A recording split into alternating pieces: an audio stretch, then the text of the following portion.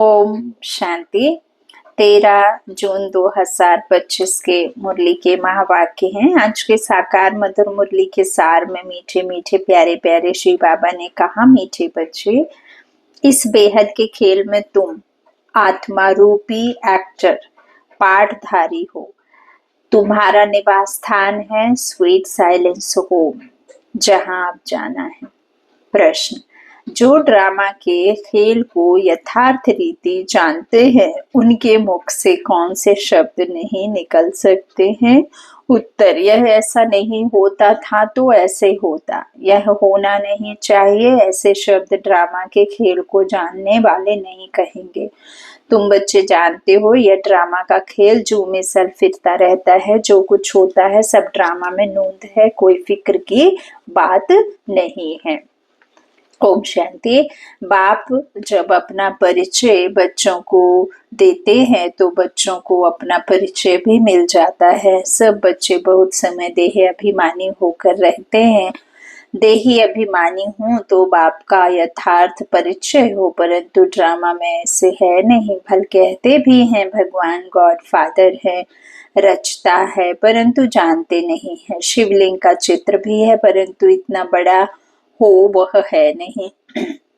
यथार्थ रीति ना जानने के कारण बाप को भूल जाते हैं। बाप है भी रचता, जरूर रचेंगे भी नई दुनिया, तो जरूर हम बच्चों को नई दुनिया की राजधानी का वर्षा होना चाहिए।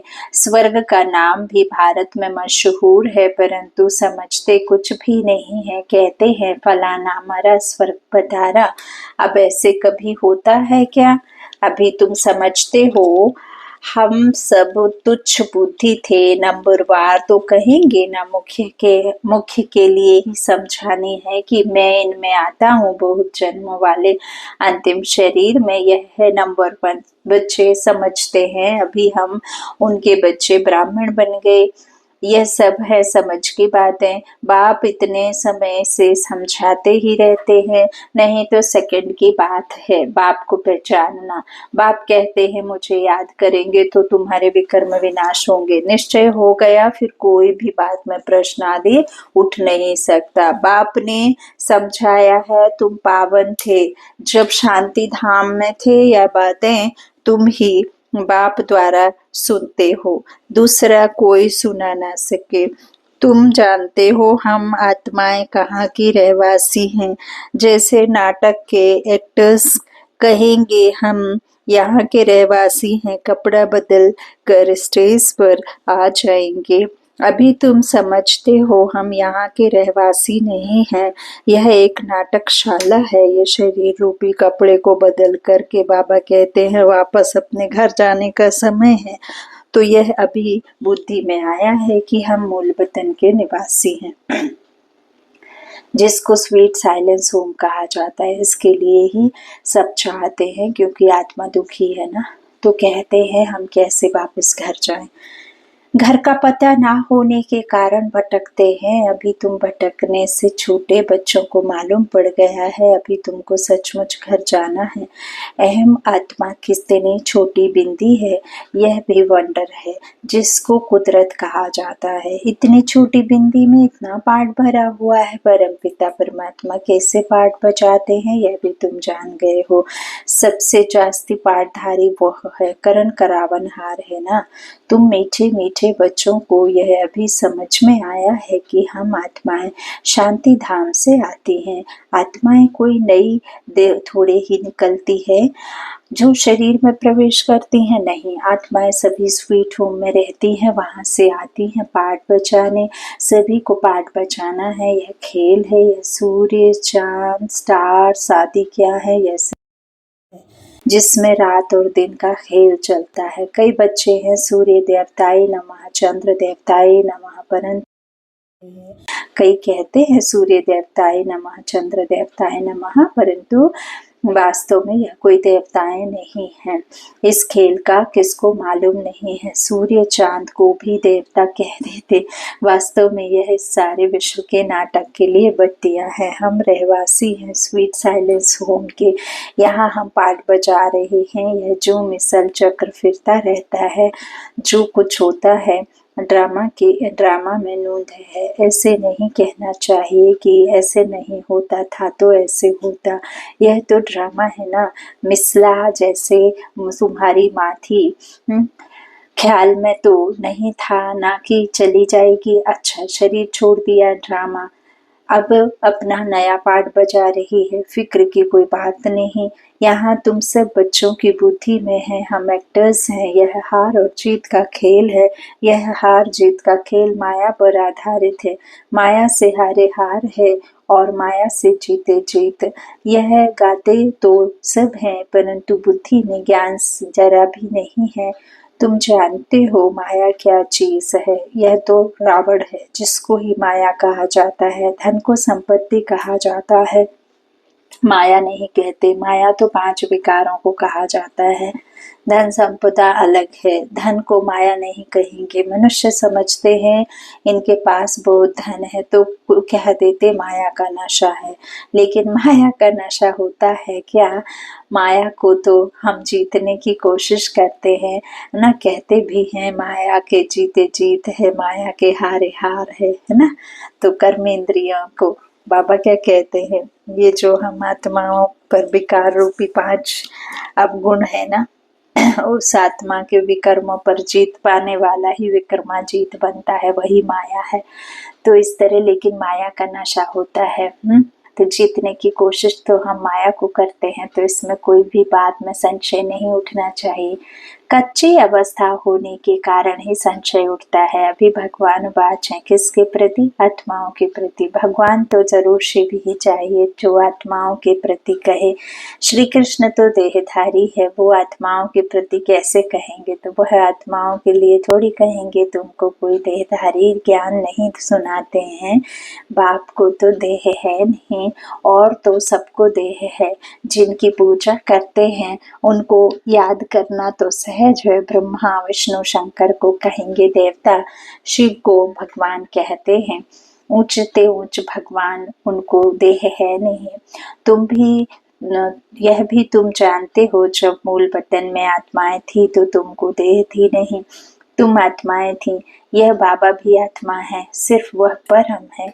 इनका पाठ गाया हुआ है, पाठ बजा कर गए हैं तभी पूजा होती है। परंतु एक ही मनुष्य नहीं जिसको यह मालूम हो, 5000 वर्ष पहले भी परम पिता परमात्मा रचता आया था। वह है ही हेवनली गॉड फादर।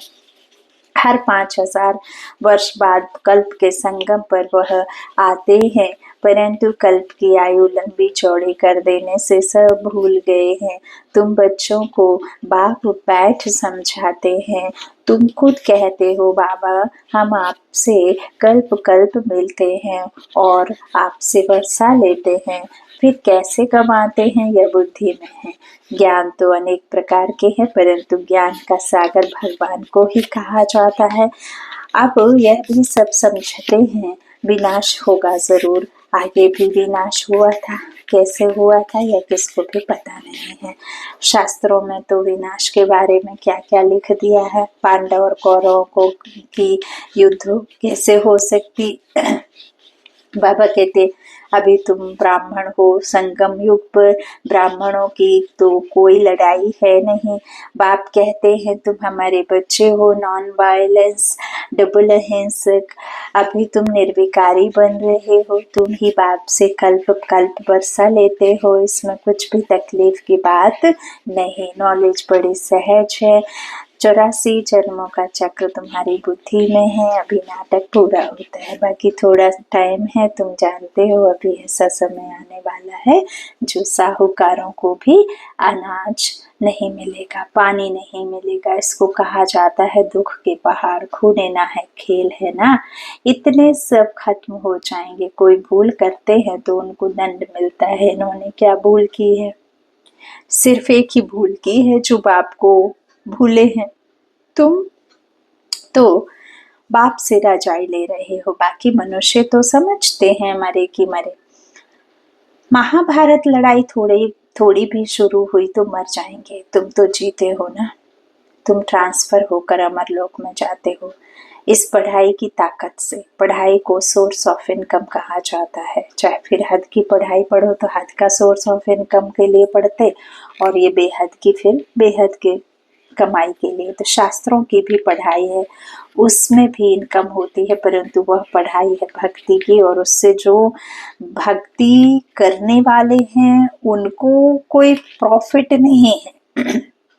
लेकिन जो भगत बैठ उधर पुजारी बन शास्त्र आदि का जो ज्ञान प्राप्त करते हैं उनकी भले ही उससे आमदनी होती है, लेकिन जो सुनने वाला होता है उसकी क्या आमदनी होगी। आज राम सीता का किसी ने सुना दिया तो आपकी उसमें क्या भलाई है? क्या आपको पैसा मिला सुनने का? क्या आप राम के जैसे बन गए? क्या सीता के जैसे बन गए? बस समझ लिया कि उन्होंने इतने कष्ट ऐसे ऐसे भोगे, ऐसे ऐसे सीता के ऊपर आफते आए, ऐसे राम को अपनी माँ ने ही बोल दिया कि बाहर इनको भेजो और उनके बेटे को। तो ये सब सुन करके हमारा जीवन सुखी या किसी प्रकार से आमदनी तो नहीं हुई ना। तो यही बात बाबा कहते हैं कि देखो इस तरह से उससे क्या मिलेगा? कुछ भी नहीं। पढ़ाई को सोर्स ऑफ इनकम कहा जाता है, शास्त्रों की भी पढ़ाई है, उससे भी इनकम होती, परंतु वह पढ़ाई है भक्ति की। अब आप कहते हैं मैं तुमको इन लक्ष्मी नारायण जैसा बनाता हूँ, तुम अभी स्वच्छ बुद्धि बनते हो, तुम जानते हो हम ऊंचे ऊंच बनते हैं, फिर पुनर्जन्म लेते लेते नीचे उतरते हैं। सीढ़ी तो एक एक करके ही उतरेंगे, नए से पुराना होता है, सीढ़ी जरूर उतरनी पड़े ना। अभी सृष्टि की भी उतरती कला है, चढ़ती कला थी तो इन देवताओं का राज्य था, स्वर्ग था, अभी नर्क है। अभी तुम फिर से पुरुषार्थ कर रहे हो स्वर्गवासी बनने के लिए, बाबा बाबा करते रहते हो, ओ गॉड फादर कह पुकारते हैं, परंतु यह थोड़े ही समझते हैं कि वह आत्माओं का बाप ऊंचते ऊंचे, हम उनके बच्चे, फिर दुखी क्यों? अभी तुम समझते हो दुखी भी होना ही है, यह सुख और दुख का खेल है ना, जीत में सुख है, हार में दुख है। बाप ने राज्य दिया, रावण ने छीन लिया, अभी तुम बच्चों की बुद्धि में है, बाप से हमको स्वर्ग का वर्षा मिलता रहता है, बाप आया हुआ है, अभी सिर्फ बाप को याद करना है तो पाप कट जाए। जन्म जन्मांतर का सिर पर बोझा है ना, यह भी तुम जानते हो, तुम कोई बहुत दुखी नहीं होते हो, कुछ सुख भी हैं, आटे में नमक जिसको कागविष्टा समान सुख कहा जाता है। तुम जानते हो सर्व का सदगति दाता एक ही बाप है, जगत का गुरु भी एक ठहरा, वानप्रस्थ में गुरु किया जाता है, अभी तो छोटे को भी गुरु करा देते हैं कि अगर मर जाए तो सदगति को पाएंगे। बाप कहते हैं वास्तव में किसको भी गुरु नहीं कह सकते हैं, गुरु वह जो सदगति दे। सदगति दाता तो एक ही है, बाकी क्राइस्ट बुद्ध आदि कोई भी गुरु नहीं, वे आते हैं तो सबको सदगति मिलती है। क्या क्राइस्ट आया? मिलती है क्या? बाबा कहते हैं आते हैं तो क्राइस्ट आया, उनके पीछे सब आने लगे जो भी उस धर्म के थे, फिर उनको गुरु कैसे कहेंगे जबकि ले आने लिए निमित्त बने हैं। पतित पावन एक ही बाप को कहते हैं, वह सबको वापस ले जाने वाला है, स्थापना भी करते हैं, सिर्फ सबको ले जाए तो प्रलय हो जाए, प्रलय तो होती नहीं। सर्वशास्त्रमय शिरोमणि श्रीमद् भगवत गीता गाई हुई है, गायन है यदा यदा ही धर्मस्य। भारत में ही बाप आते हैं, स्वर्ग की बादशाही देने वाला बाप है, उनको भी सर्वव्यापी कह देते हैं। अभी तुम बच्चों को खुशी है कि नई दुनिया में सारे विश्व पर एक हमारा ही राज्य होगा, उस राज्य को कोई छीन नहीं सकता। यहाँ तो टुकड़े टुकड़े कर आपस में कितना लड़ते रहते हैं, तुमको तो मजा है खागियां मारनी है। कल्प कल्प बाबा से हम वर्षा लेते हैं तो कितनी खुशी होनी चाहिए। बाप कहते हैं मुझे याद करो, फिर भी भूल जाते हैं, कहते हैं बाबा योग टूट जाता है। बाबा ने कहा है योग अक्षर निकाल दो, वह तो शास्त्रों का अक्षर है। बाप कहते मुझे याद करो, योग भक्ति मार्ग का अक्षर है। बाप से बादशाही मिलती है स्वर्ग की, उनको तुम याद नहीं करेंगे तो विकर्म विनाश कैसे होंगे, राजाई कैसे मिलेगी, याद नहीं करेंगे तो पद भी कम हो पड़ेगा, सजा भी खाएंगे, यह भी अक्कल नहीं है। इतने बेसमझ बन पड़े हैं, कल्प कल्प तुमको कहता हूँ माँ में कम याद करो, जीते जी इस दुनिया से मर जाओ। बाप की याद से तुम्हारे भी कर्म विनाश होंगे और तुम भी जयमाला के दाना बन जाएंगे। कितना सहज है। ऊंचते ऊंच शिव बाबा और ब्रह्मा दोनों हाईएस्ट हैं, वो पारलौकिक और यह अलौकिक। बिल्कुल साधारण टीचर है वह टीचर, फिर सजा देते हैं, यह तो पुचकार देते रहते हैं। कहते हैं मीठे बच्चे बाप को याद करो, सतु प्रधान बनना है। पतित पावन एक ही बाप है, गुरु भी वही ठहरा और कोई गुरु हो ना सके। कहते हैं बुद्ध पार निर्वाण गया, यह सब कपोड़ा है, एक भी वापस जा ना सके। सबका ड्रामा में पार्ट है। कितनी विशाल बुद्धि और खुशी रहनी चाहिए, ऊपर से लेकर सारा ज्ञान बुद्धि में है। अब समझने वाला समझे, जो ना समझे उनका मौत है। पद भी कम हो जाएगा, स्कूल में भी नहीं पढ़ते हैं तो पद कम हो जाता है। अल्फ बाबा बे बादशाही। हम फिर से अपनी राजधानी में जा रहे हैं, यह पुरानी दुनिया खत्म हो जाएगी। अच्छा मीठे मीठे सिक्के थे बच्चों प्रति माता पिता बाप दादा का याद प्यार और गुड मॉर्निंग। रूहानी बाप के रूहानी बच्चों को नमस्ते। हम रूहानी बच्चों की रूहानी माता पिता बाप दादा को याद प्यार और गुड मॉर्निंग। शुक्रिया बाबा, शुक्रिया। धारणा के लिए मुख्य सार है। पहला, बाबा ने कहा बाप हमें ऐसे नए विश्व की राजाई देते हैं जिससे कोई भी छीन नहीं सकता। इस खुशी में खगियां मारनी है। दूसरा, विजय माला का दाना बनने के लिए जीते जी इस पुरानी दुनिया से मरना है। बाप की याद से भी कर्म विनाश करने हैं। वरदान दिया बाबा ने अपनी पावरफुल स्टेज द्वारा सर्व की शुभकामनाओं को पूर्ण करने वाले महादानी भव। पीछे आने वाली आत्माएं थोड़े में ही राजी होंगी क्योंकि उनका पाठ ही कनन दाना लेने का है। तो ऐसी आत्माओं को उनकी भावना का फल प्राप्त हो, कोई भी वंचित ना रहे, इसके लिए अभी से अपने में सर्व शक्तियां जमा करो। जब आप अपनी संपूर्ण पावरफुल महादानी स्टेज पर स्थित होंगे तो किसी भी आत्मा को अपने सहयोग से महादान देने के कर्तव्य के आधार से शुभ भावना का स्विच ऑन करते ही नजर से निहाल कर देंगे। सदा बाबा ने कहा स्लोगन में, सदा ईश्वरीय मर्यादाओं पर चलते रहो तो मर्यादा पुरुषोत्तम बन जाएंगे। सदा ईश्वरीय मर्यादाओं पर चलते रहो तो मर्यादा पुरुषोत्तम बन जाएंगे। अव्यक्त इशारे आत्मिक स्थिति में रहने का अभ्यास करो, अंतर्मुखी बनो। जब सेवा के स्टेज पर जाते हो तो यह अनुभव होना चाहिए कि यह आत्माएं बहुत समय की अंतर्मुखता की रूहानियत की गुफा से निकलकर सेवा के लिए आई हैं। तपस्वी रूप दिखाई दे, बेहद के वैराग्य की रेखाएं सूरत से दिखाई दे। जितना ही अति रुहाव उतना ही अति रहम। ऐसी सर्विस का अभी समय है। अच्छा, ओम शांति। शुक्रिया बाबा।